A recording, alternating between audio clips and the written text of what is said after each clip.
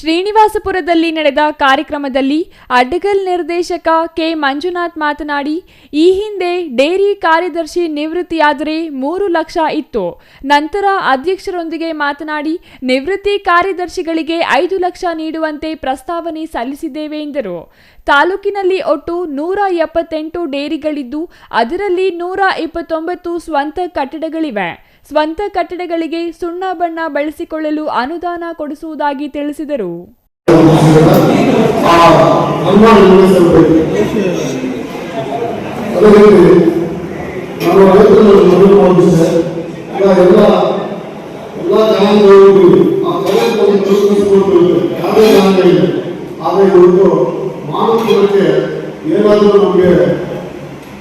ಕುಲುಕೋಸ್ಕರ ಅಂದ್ರೆ ಒಂದು ಹಸು ಸಾಕಣೆ ಮಾಡಿ ಬೇರೆ ಆರೋಗ್ಯ ಜೀವನವನ್ನು ಕುಲುಕೋಸ್ಕರವಾಗಿ ಇಟ್ಕೊಂಡು, ಯಾಕಂದ್ರೆ ಬದುಕಬೇಕಾದ್ರೆ ನಮಗೆ ಅನಿವಾರ್ಯ ಇರ್ತದೆ.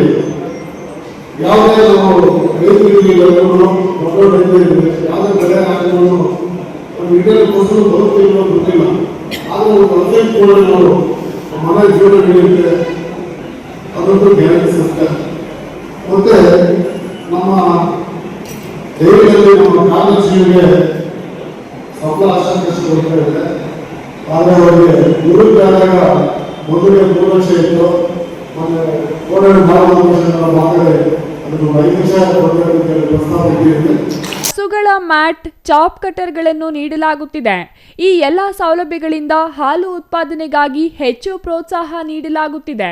ಯಾವ ಡೇರಿಗೆ ಸ್ವಂತ ಕಟ್ಟಡವಿಲ್ಲವೋ ಅಲ್ಲಿ ನಿವೇಶನ ಗುರುತಿಸಿ ಅಲ್ಲಿ ಕಟ್ಟಡವನ್ನು ಕೋಮುಲ್ನಿಂದ ನಿರ್ಮಾಣಕ್ಕೆ ಅನುದಾನ ಕೊಡಿಸಲು ಭರವಸೆ ನೀಡಿದರು.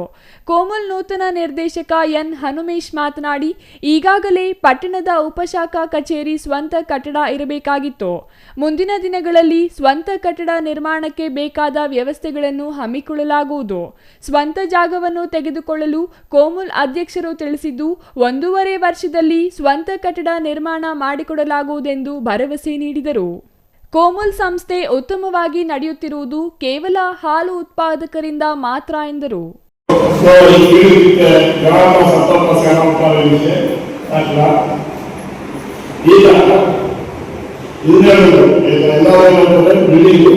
ಬಿಲ್ಡಿಂಗ್ ಇಷ್ಟೊಂದು ಅವಾರ್ಡ್ ಆಗಬೇಕಾಯಿತು. ಅದು ದುರದೃಷ್ಟ ಕೆಲವು ಕಾರಣಗಳಿಲ್ಲ, ಅದು ಆಗಲಿಲ್ಲ. ಈಗ ಉದ್ಯೋಗಗಳನ್ನು ನಾವು ಈಗಾಗಲೇ ನಮ್ಮ ಹೋರಾಟಗಳನ್ನು ಚರ್ಚೆ ಮಾಡಿದ್ದೀವಿ, ನಮ್ಮ ಅಧ್ಯಕ್ಷಗಳಿದ್ದೀವಿ.